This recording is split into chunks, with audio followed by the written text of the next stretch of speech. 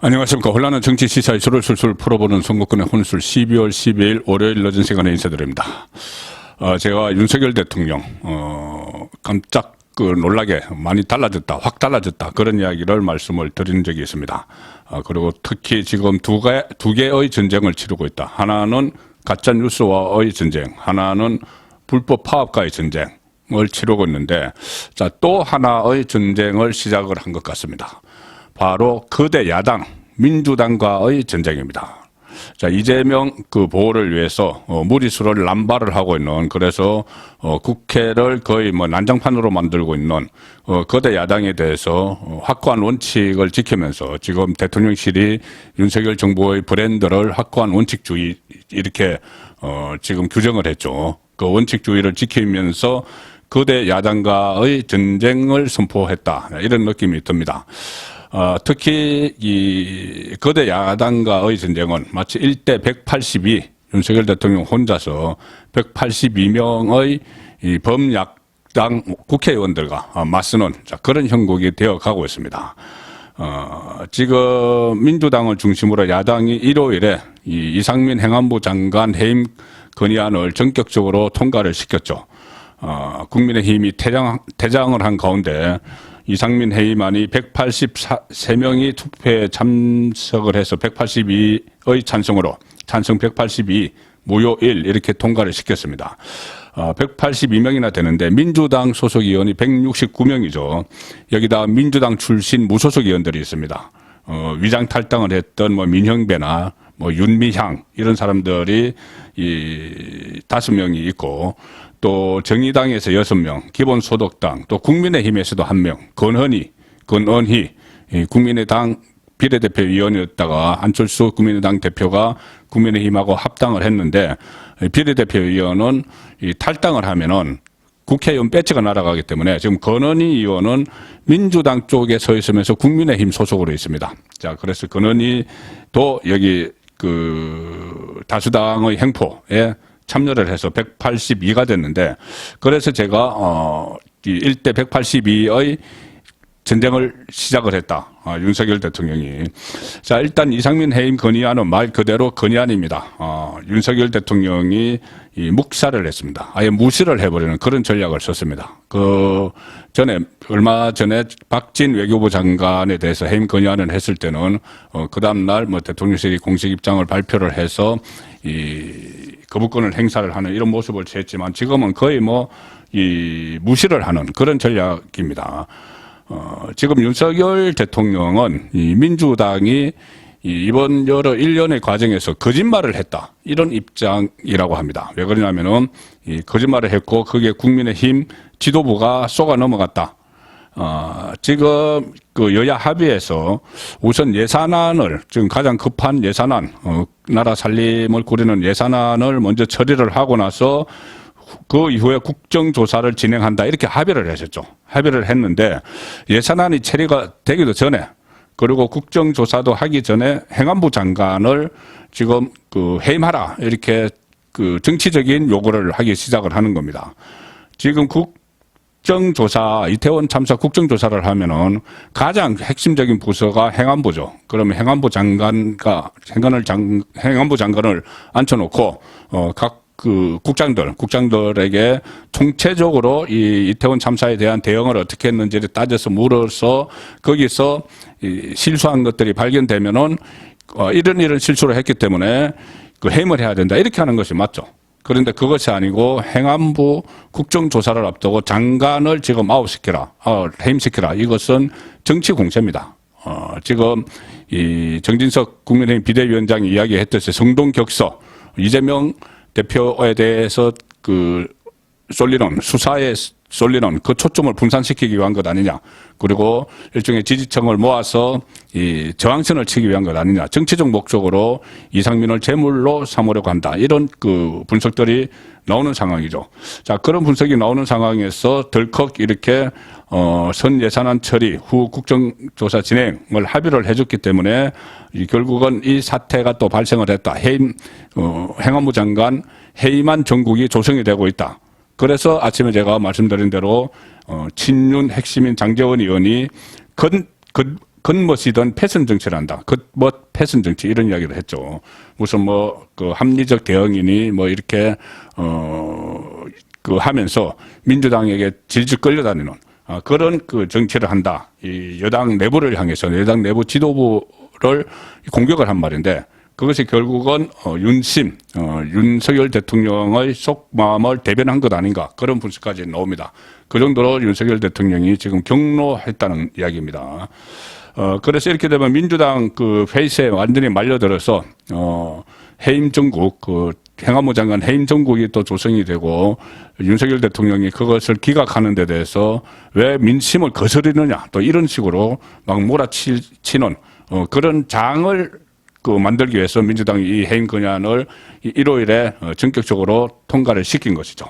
자, 이렇게 되니 윤석열 대통령이 지금 국민의힘 여당에 맡기는 것이 아니고 본인이 직접 나서서 거대 야당 민주당을 상대하기 시작하는 그런 모습을 보이고 있습니다. 거대 야당과의 전쟁을 또 선포하는 것 같은 그런 기류가 감지가 되고 있는 거죠. 대통령실 이재명 부대변인이 오늘 그 조금 전에 늦은 시간에 브리핑을 했는데 그동안은 아예 이 해임 건의안에 대해서 묵살을 하다가 브리핑을 했습니다.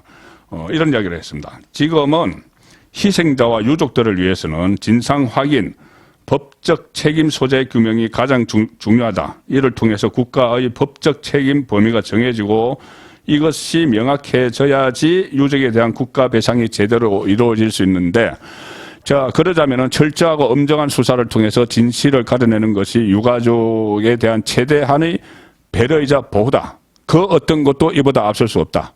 그러니 계속 강조해왔던 대로 원칙대로 일단 진상 조사를 하고 나서 책임이 있으면은 이 장관을 뭐 해임을 하든지 뭐 하겠다는 것이다.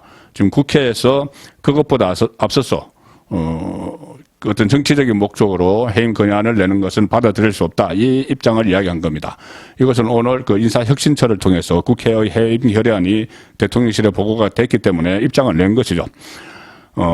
또 수사와 국정조사 이후에 확인된 진상을 토대로 종합적 판단을 하겠다고 이미 말씀드렸고 지금도 그 입장은 다르지 않다.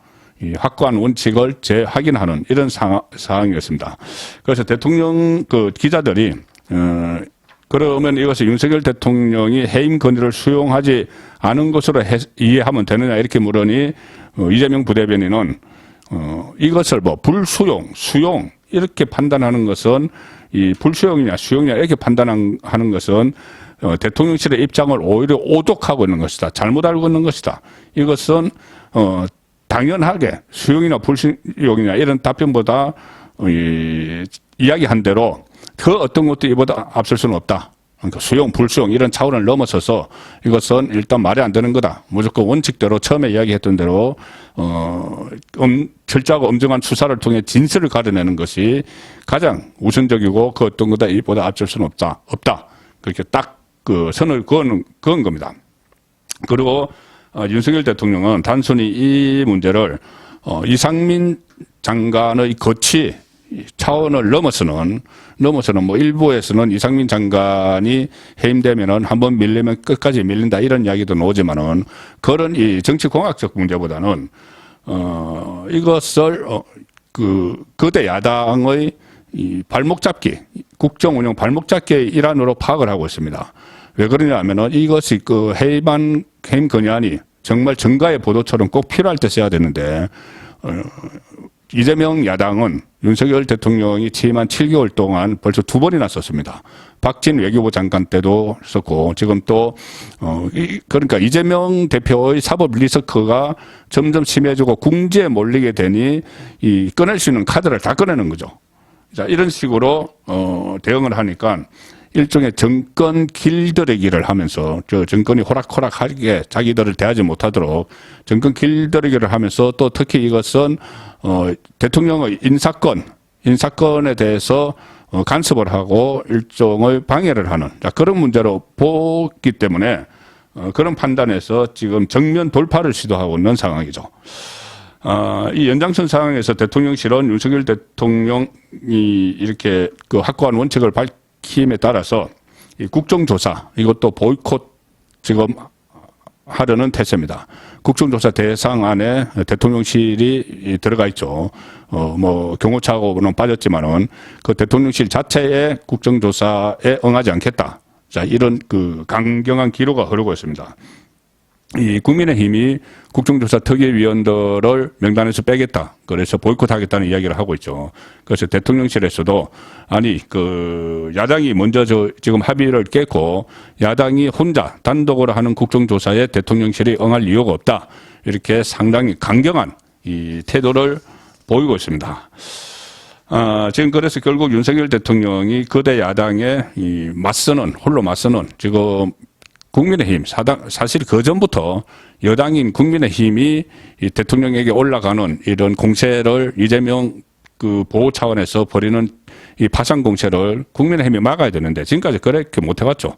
불과 얼마 전까지만 해도 이준석 그 당대표 리스크 때문에 전혀 역할을 못했고 지금 정진석 비대위가 들어왔어도 정진석 비대위 위원장 그리고 주호영 원내대표와 이 원조 친윤들 뭐 장제원, 금성동 이쪽에 또 알력을 벌이면서 제대로 대응을 하지 못합니다. 자, 그러니까 윤석열 대통령이 직접 나서서 야당에 대해서 할 말을 하고 그런 대응 방식을 택할 수밖에 없게 된 거죠. 윤석열 대통령은 오늘 그 한덕수 국무총리와 주례 회동을 했는데 여기서도 야당에 대해서 아주 불만, 불신을 이렇게 표시를 한 것으로 지금 전해지고 있습니다. 국무총리 한덕수 총리 주례 회동에서 그 이재명 부대변인이 브리핑한 거는 새 정부의 첫 예산안 처리가 지연되고 있는 것에 대해서 안타까움을 표했다. 뭐 이렇게 표현을 하고 민생 앞에 여야가 따로 없는 만큼 초당적 협력과 조속한 처리를 간곡하게 당부했다. 이렇게 그 브리핑은 그렇게 하지만 실제로는 첫 예산부터 발목을 잡아서 심지어 사상 처음으로 이 국회 선진화법 이후에 처음으로 정기국회 회기 내에 법안 그 예산안 처리도 하지 못하고 하지 않고 또 심지어 야당 단독안으로 예산안을 처리를 하겠다는 희귀한 지금까지 보지 못했던 그런 행태를 보이는 데 대해서 상당히 이 불쾌감 그리고 분노를 표시했다. 이렇게 전해지고 있습니다.